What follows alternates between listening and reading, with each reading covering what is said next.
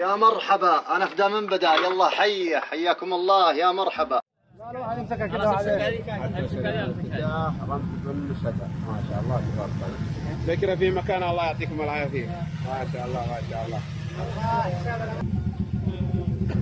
خلاص.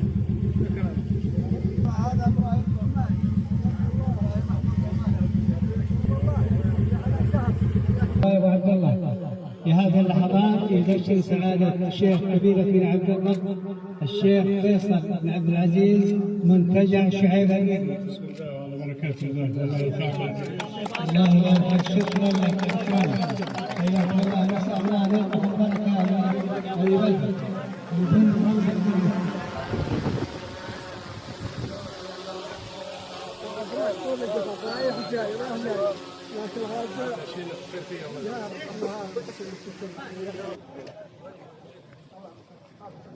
صورة هنا يا شباب. مرحبا. تعال تعال يا رب. كم أنا سعيد اليوم حقيقة. أبو سام. حياكم الله.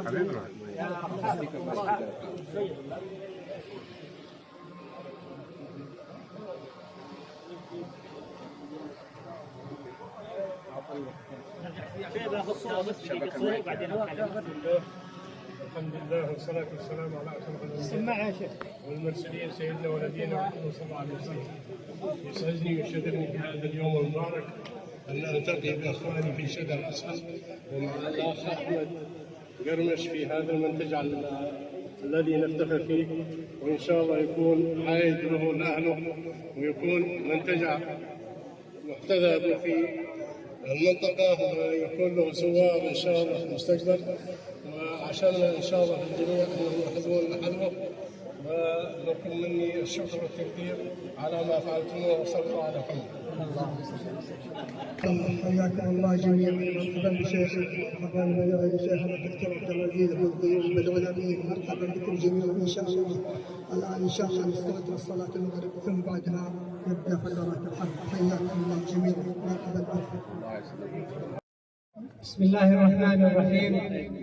الحمد لله رب العالمين، والصلاة والسلام على أشرف الأنبياء وسيد المرسلين سيدنا محمد وعلى آله وصحبه أجمعين.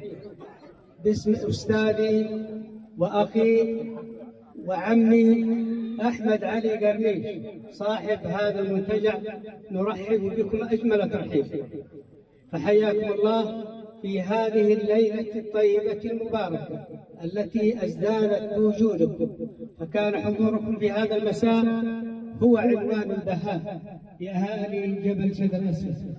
سعادة شيخ قبيلة بني عبد الله الشيخ فيصل بن عبد العزيز بن عبد الهادي، سعادة أصحاب السعادة معرفي القرى، أصحاب السعادة أصحاب الكلمة إعلامي محافظ منطقة الباحة، أصحاب السعادة مديري الإدارات بمنطقة الباحة ومحافظة المخواه، الإعلاميين المميزين سنابي المخواه والباحة، ضيوفنا الكرام مرحبا بكم أجمل ترحيب.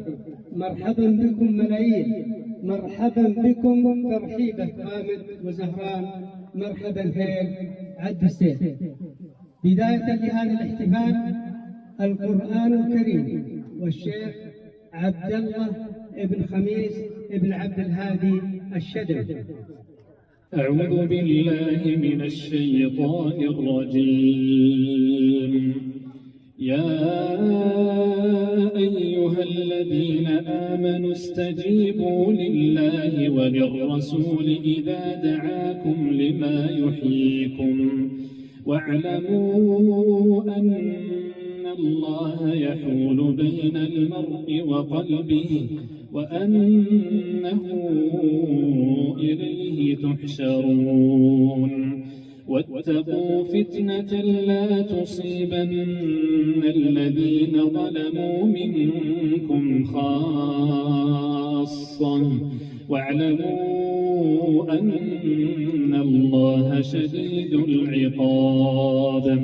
واذكروا إذ أنتم قليل مستضعفون في الأرض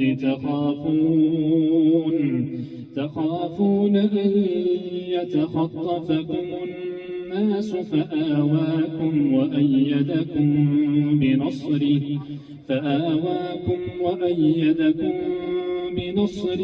ورزقكم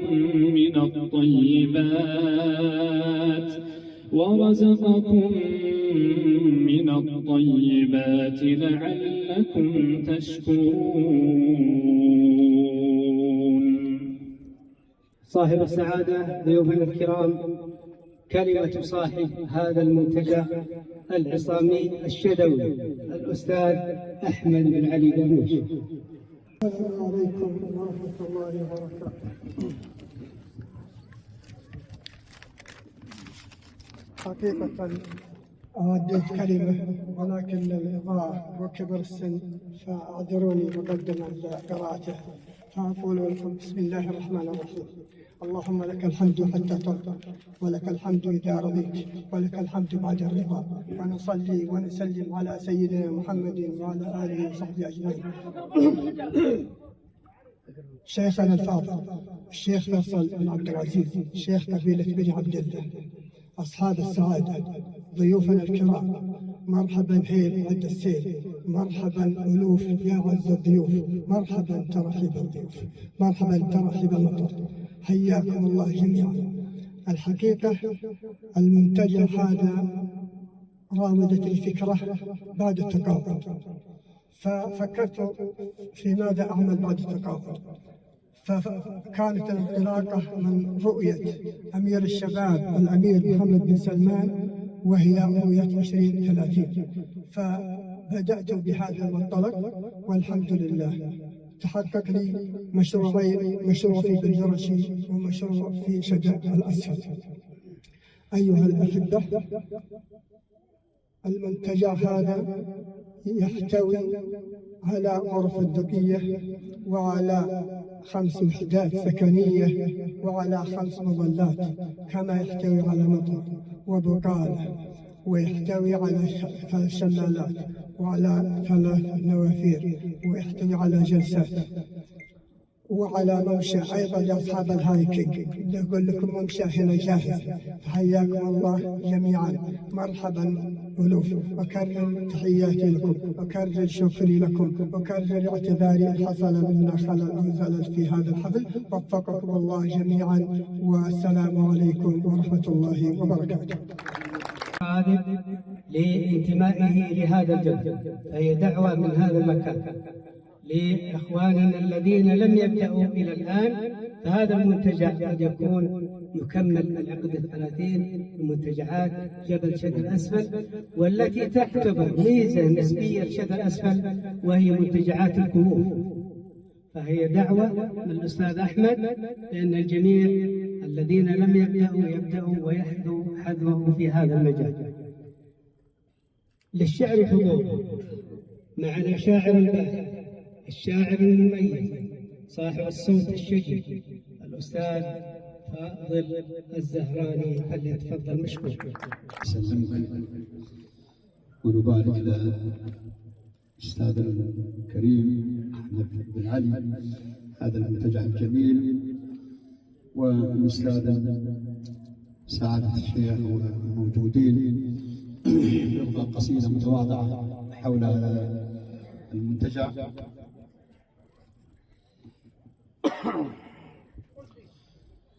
لا لا لا لا لا لا لا أبو بدر بيقول يا مرحبا، وكرر الترحيب ربعا شدا، وهالشدا غامد كرامنا زازل، وحماد علي رحب ورحبتنا، يا مرحبا واهلين بالشيخ الفيصل شيخان، يا مرحبا واهلين بالشيخ الفيصل شيخان بني عبد الوامينا. لا لا لا لا لا لا لا شيخان بني عبد الوامينا. على لسانك احنا بالجوال يا شيخ. والله ما نشوف. يا لا لا لا لا لا لا يا لا لا لا لا لا يا لا لا لا لا. بسم الله يا ما شاء الله يا العدول اللي يشغلها الجمال. بسم الله يا أحمد بن علي عسى الله يزيدك منزله. والف مبروك هذا المنتجع والذي يزهى جماله والذي ضاف واعطى للسياحة علامة فارقة. يا شداق حامد أحمد ابن قرميشة وجروس غامد واعطى للمنطقة طابع جمالي لجاد بالسايحين. يا محب السياحة يا محب الطبيعة البرزخية مرحبا والمنتج عالشعيبة يحقق مطلبك. صممه وبدر من جهد ذاتي وتفكير مميز وانجاله فيهم معلم وفيهم مهندس معتبر. بدر وبندر لهم مهنة رسالة إمام المرسلين. بدر وبندر لهم مهنة رسالة إمام المرسلين. حملوا مهنة التعليم والهم نابهم دليل. وما باسم مع بسام ما شاء الله يا حي النشامة كل منهم مهندس وانظر المنتجع ومخططه. بو بدر قال هذا المنتجع منطقتنا ترتجي له واشهد بالله لزاد المنطقة وشدا طيب اللطيب. مرحبا يا ضيوف ومرحبا الايام من شرفونا واهلا بالشيخ فيصل واهلا يا كل غالي جانا واهلا بالشيخ فيصل واهلا يا كل غالي جانا. وسلامتكم الله يحفظكم. أنا نيابة عن الجمهور نريد يعني طرق الجبل بما أنكم مع ان الابيات قديمه يقول يا حن صدري حن موتر من شذامان والهوى من جال الى جال على وليد غادر ديره وقفه وانا قلبي ما تشفاه الله يهني ديرتنا قلبه عليها. يا يا لا لا لا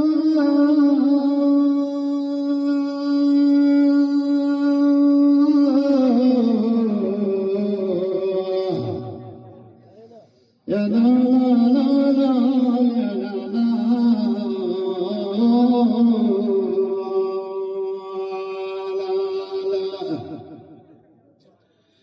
يا لا لا يا حن قلبي حن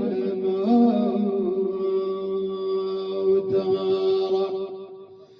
حن موتر من شداد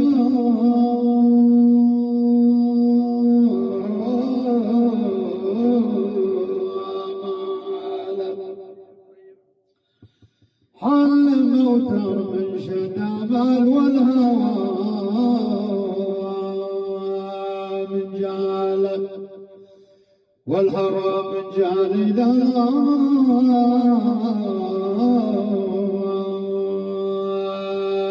جاله والهوى من جالي لا جال على ولي من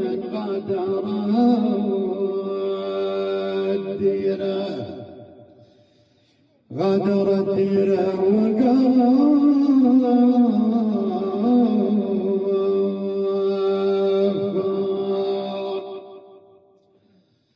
غادر الديره وقفا وانا قال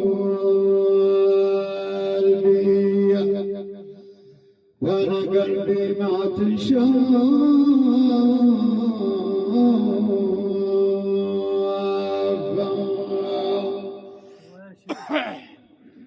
ولا قلبي ما تنشفى الله يهني ديرتين قلبه يا لنا القلب على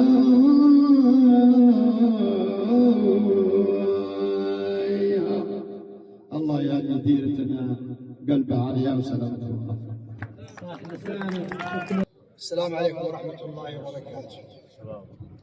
وحيا الله جميعا واهلا وسهلا بضيوفنا الكرام من كل مكان ومن كل منطقة ومن كل دير.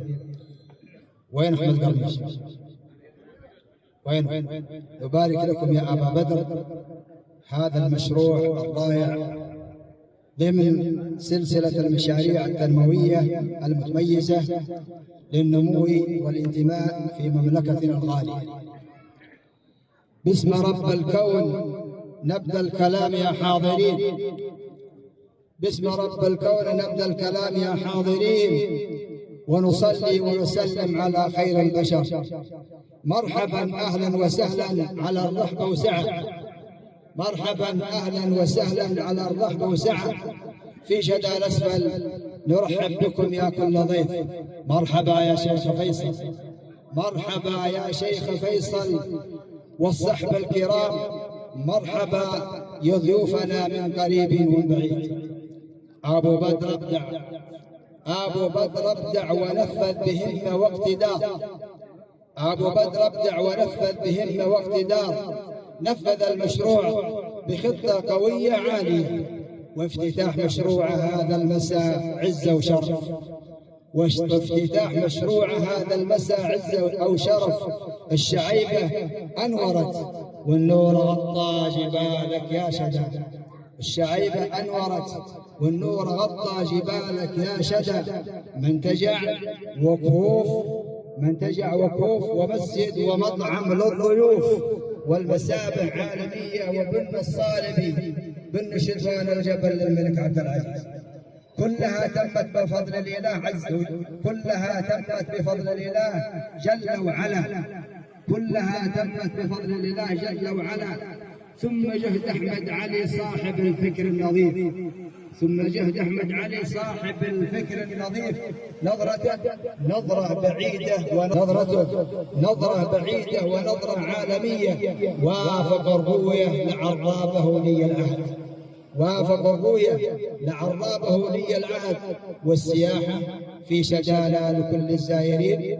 والشعيبة منتجع سر كل الوافدين. بارك الله في جهودك يا أحمد بن علي. بارك الله في جهودك يا أحمد بن علي. كم بذلت أو كم صبرت على مر السنين. واصبح المشروع رائع بروعة صاحبه. واصبح المشروع رائع بروعة صاحبه. والسلام عليكم ورحمة الله وبركاته. شهادة يستحقها أبو بدر والمنتجع رائع بروعة صاحبه. حقيقة هذه شهادة لأبو بدر ويستاهلها. شاعر شدى الشاعر الجميل الأنيق ربيع بلال يتحفنا في هذا المساء في مشاركاته المتميزة دائما. وهو جار صاحب دار. هو من أهالي شدى صاحب دار وجار أيضا لأحمد علي. حيا الله أبو عبد الله يتحفنا في هذا المساء بصوته الشجي وانفعالاته حقيقة مميزة. السلام عليكم.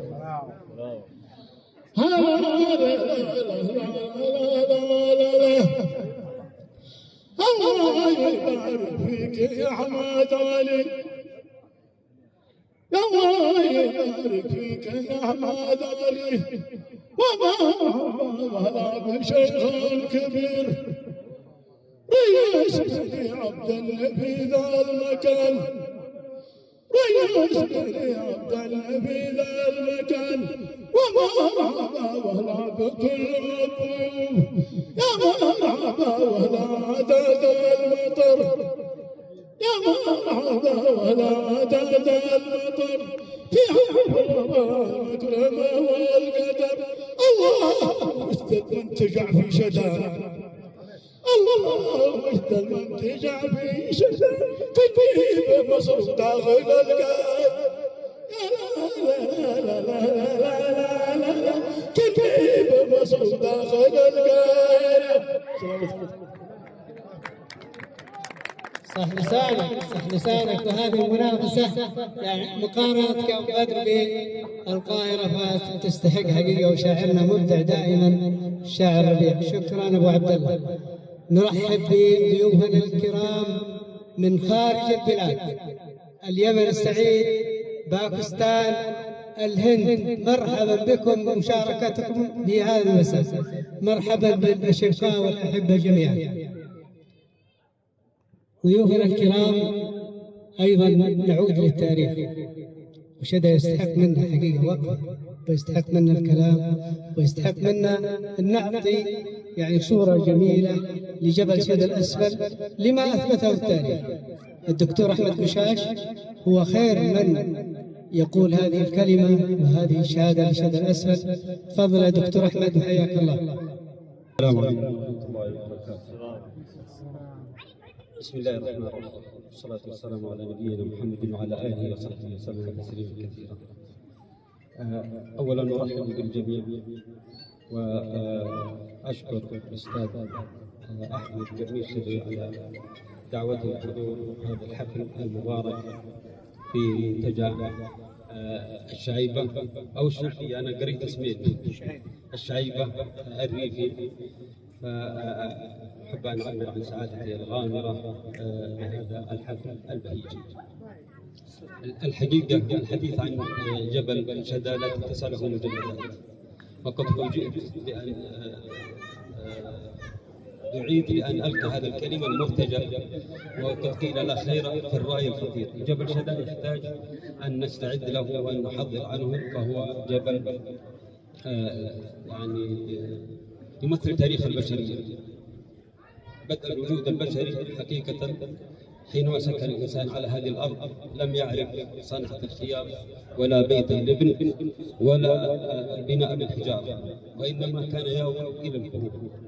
ولا يوجد جبل حقيقة يمثل أفضل موطن للبشر مثل جبل شذا الأعلى الأسفل خاصة، ويلي جبل شذا الأعلى بكثرة الكهوف التي آوى إليها الإنسان الأول أو الإنسان الذي ظهر أو خلقه الله عز وجل على هذه الأرض. فكان يأوي إلى هذه الكهوف لتقيه مخاطر الطوارئ والأحوال الجوية من أمطار وبروق وبعود إلى ذلك وما إلى ذلك. الإنسان عبر حياته الطويلة منذ يعني نحو 10,000 سنة ومن العصر الحجري المتأخر بدأ يعبر عن أفكاره بالكتابة التصويرية ثم بالكتابة الرمزية. ومعظم كهوف هذا الجبل خاصة جبل شذا الأسفل تحتوي على النوعين من هذه الكتابة التصويرية التي تصور عدد من الحيوانات التي كان يعيش معها ذلك الإنسان الأول من حيوانات بقرية كالأبقار التي انقرضت نحو 10,000 سنة، وبعض الماعز أو الضان التي كانت موجودة في ذلك العصر ولم يعد لها وجود في هذا العصر، وكذلك بعض الطوارئ المفترسة كالأسود والنمور والذئاب. ثم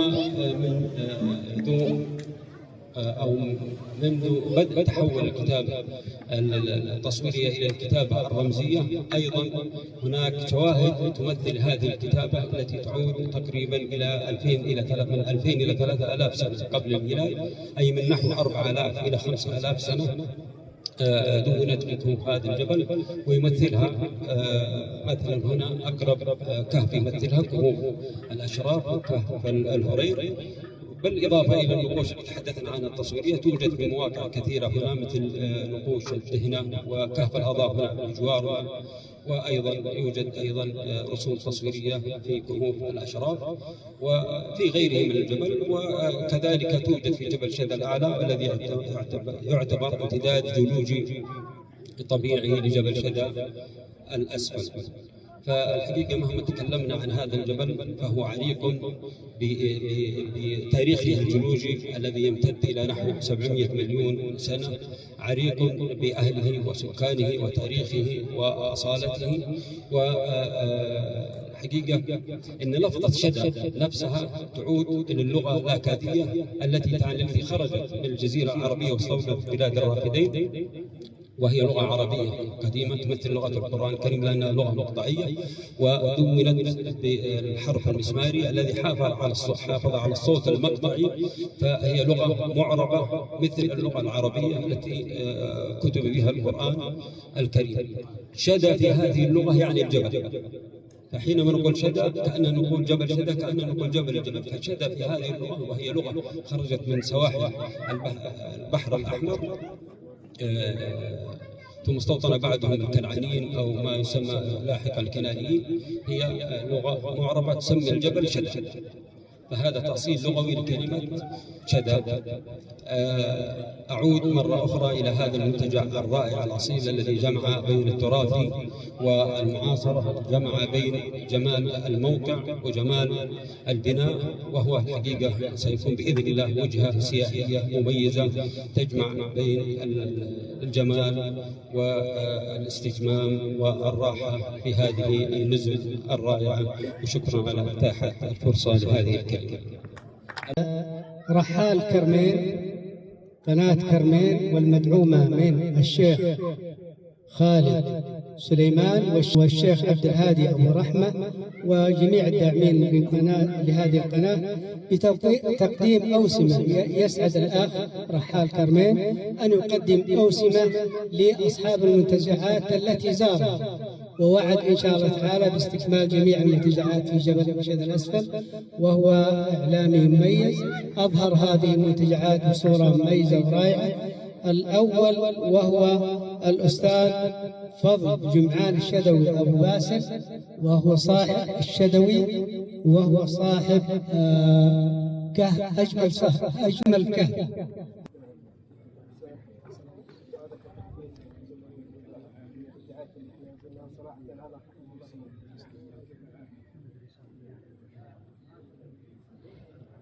الأستاذ محمد صالح حمود أبو مصطفى صاحب كهف الغروب.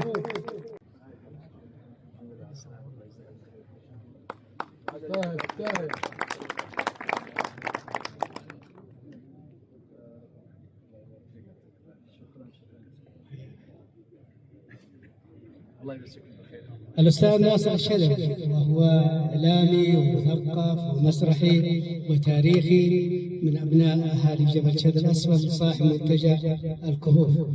تفضل يا أبو أسامة، تفضل.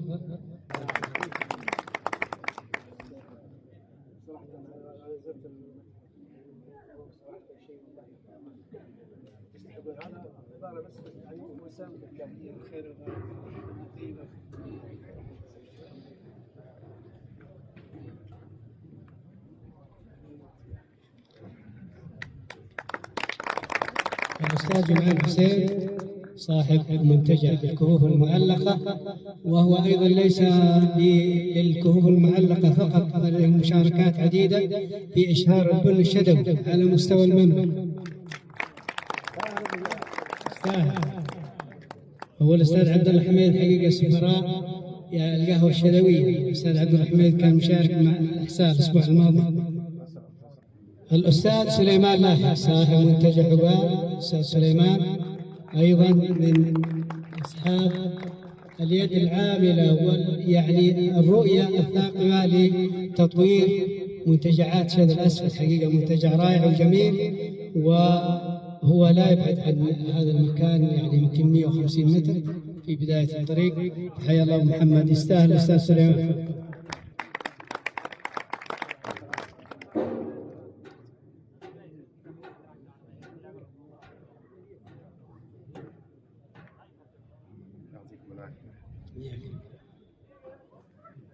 الأخ والشقيق حقيقة سعيد أحمد السروي الشدوي صاحب منتجع السعيد، وهو الذي يحتوي على كتابات الثمودية في الفريق. حيا الله أبو أحمد، تفضل أبو أحمد.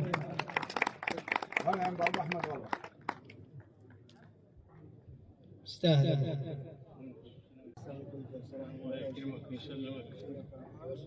تسلم يعطيك العافية.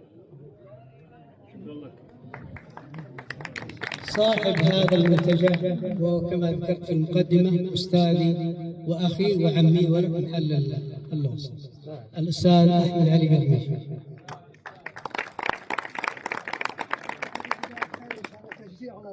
الله يوفقك إن شاء الله. تستاهل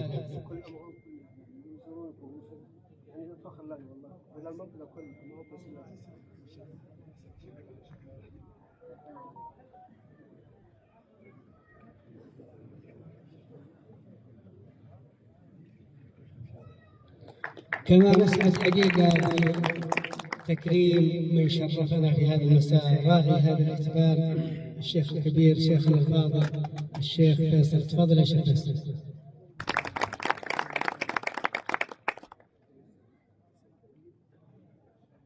شرفتنا ابو عبد الله. لا لا ابو عبد الله.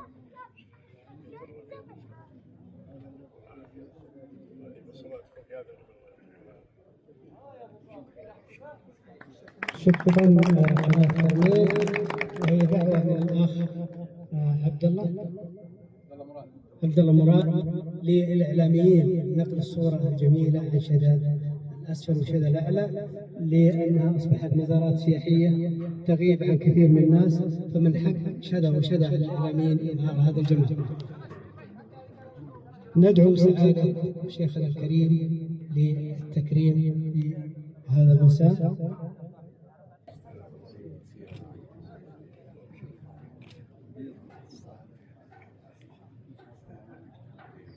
شكرا لك.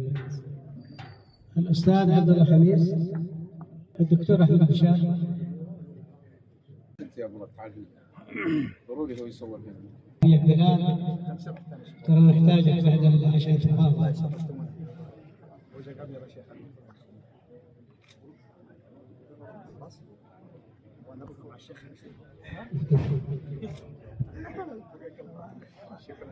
شكرا لك.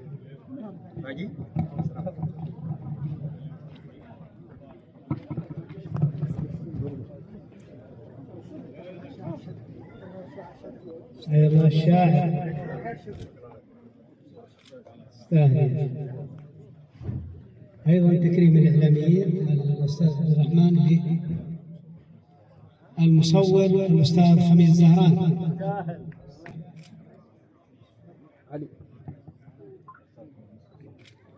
الأستاذ محمد مسعود صاحب متحف الأخوين، أمانة الباحث،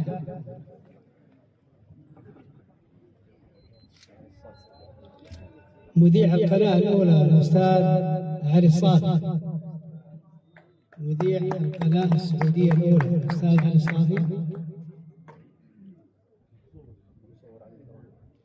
المصور علي بدران. أخذ الأسماء واللي اسمه يأتي للتكريم استاذ.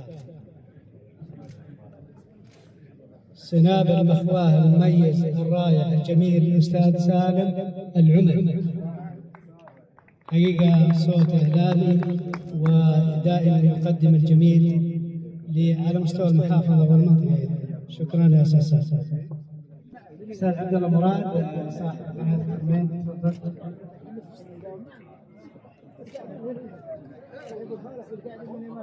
الأستاذ فاضل الجمعان الشدوي، حقيقة صاحب عدسة مميزة رائعة، ينقل صورة جميلة عن شدة الأسد. الله يعطيه العافية.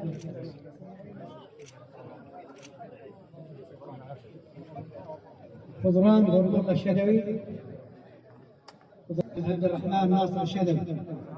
تفضل استاذ عبد الرحمن حقيقة. الله يستاهل عبد الرحمن حقيقة، صاحب يعني رسالة مميزة. شكرا عبد الرحمن. أيضا نسعد بالأستاذ خضران مطلق الشدوي.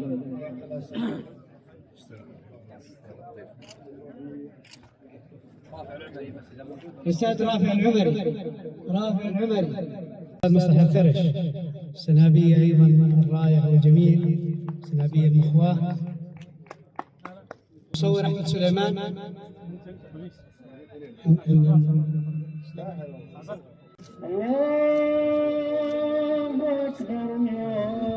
أتوقف الأذان معلش.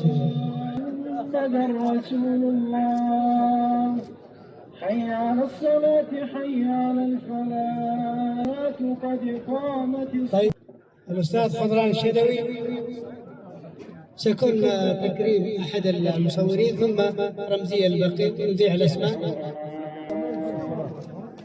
طيب الأستاذ عندنا شيخنا الكريم يقدس الإخوان المكرمين لأبي بدر في هذا المساء الأستاذ دخيل الحلافي.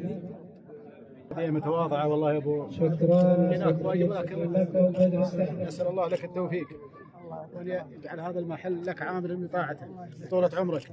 يعطيكم العافية.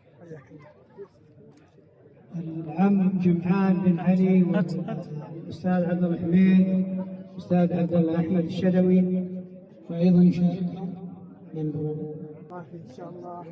عبد الله أحمد الشدوي. الله يعطيك العافية، كثر خيرك إن شاء الله، يعطيك العافية إن شاء الله. في هدية ثانية شكرا لك. هذه هدية من جمعان والأستاذ عبد الله حميد والأستاذ عبد الله أحمد. خير والله يبارك لك.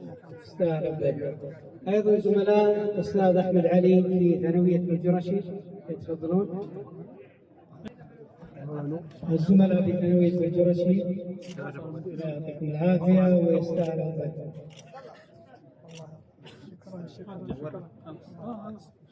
أيضا حرص أبو بدر على تكريم العاملين في هذه الاستراحة، العاملين الذين شاركوا في هذه أو في هذه الاستراحة.